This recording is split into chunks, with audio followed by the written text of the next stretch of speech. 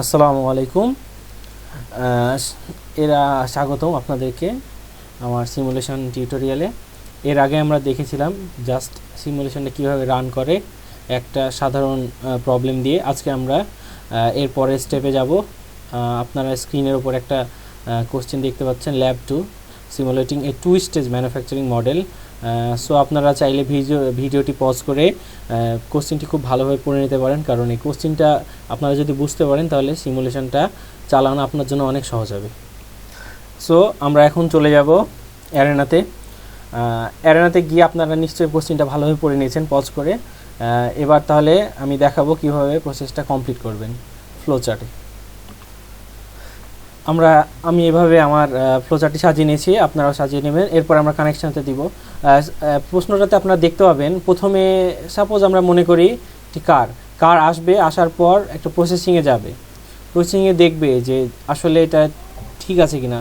তো এরপরে বলা হয়েছে যে সেখান থেকে 10% কার মানে আবার ঘুরে আসবে ব্যাকে, কারণ সেটা মানে ঠিকভাবে হয় না, সেটা একটা চেক করবে। সো এটা দেখার জন্য আমরা এখান থেকে ডিসিশনের ডায়াগ্রামটা নেব। এখান থেকে কানেকশন দিয়ে যদি অবশ্যই এখানে দেব, এখানে দেওয়ার পর কি এখানে দেখতে পারবেন এখানে আপনার ট্রু, এই পাশটা ট্রু, এই পাশটা ফলস। সো এটা যদি ট্রু হয়, আই মিন আমরা যেটা করছি ইয়েস অর নো, তাহলে এটা পরের প্রসেস যাবে। পরের প্রসেস কোনটা? পেইন্টিং। আর এটা যদি ফলস হয় তাহলে কি করবে? আবার ব্যাক করবে, এখানে আবার চেক হয়ে আসবে।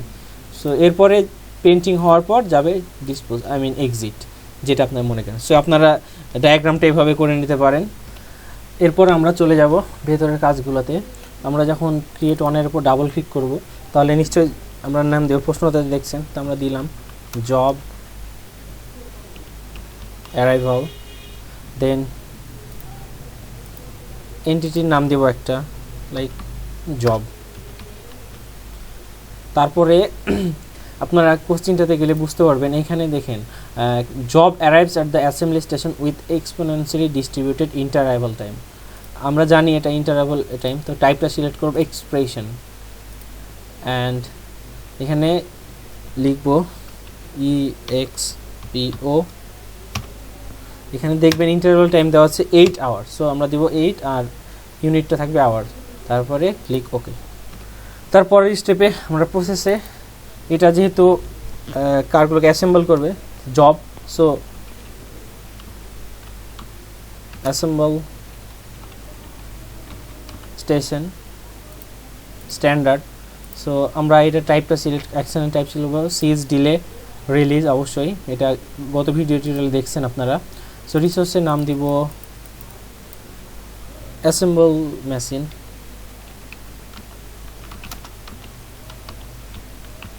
কোয়ান্টিটি 1। এরপরে আমরা ডিলে টাইপটা সিলেক্ট করব ইউনিফর্ম। আর কারণ আপনারা প্রশ্নে গেলে দেখতে পাবেন যে সেখানে একটা মিনিমাম ভ্যালু অ্যান্ড ম্যাক্সিমাম ভ্যালুটা দেয়া আছে। সো এখানে আমরা মিনিমাম ভ্যালুটা বসাবো 2 and 6। এরপরে আমরা ওকে ক্লিক করব। সো আমাদের একটা প্রসেসের কাজ শেষ।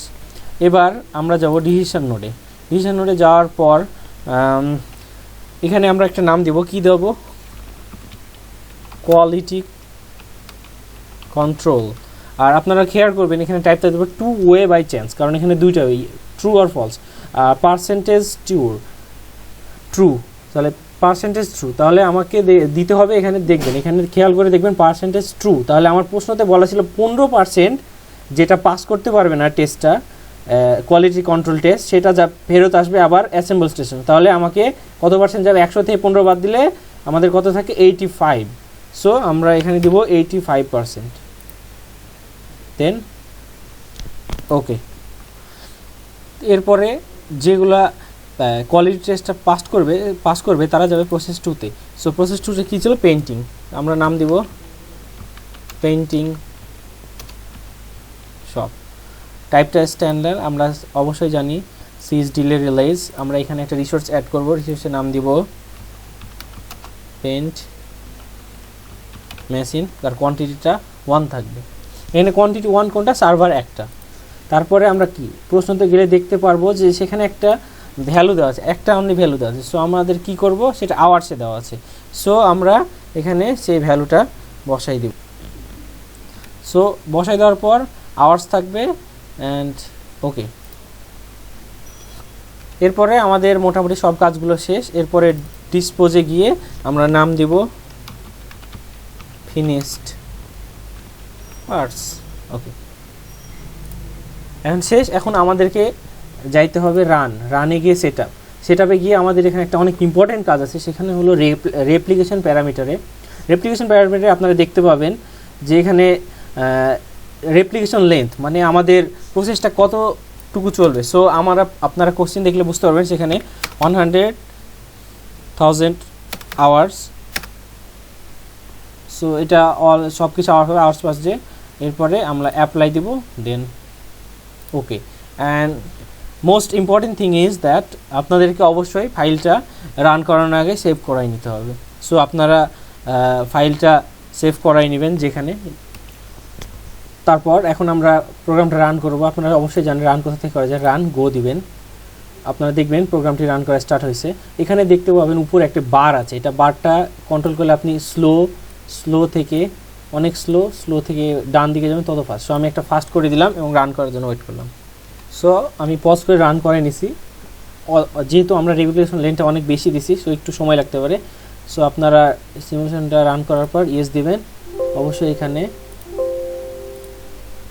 ক্যাটাগরিজ বাই রেপ্লিকেশন আপনারা গিয়ে দেখতে পারবেন আদার number in 12,398, number out 12,395। So এভাবে আপনারা ট্রাই করার চেষ্টা করবেন। সো আপনারা বাসায় অবশ্যই চেষ্টা করবেন। আর কিছু না বুঝলে আমাকে কমেন্ট বক্সে কমেন্ট করবেন। Thank you.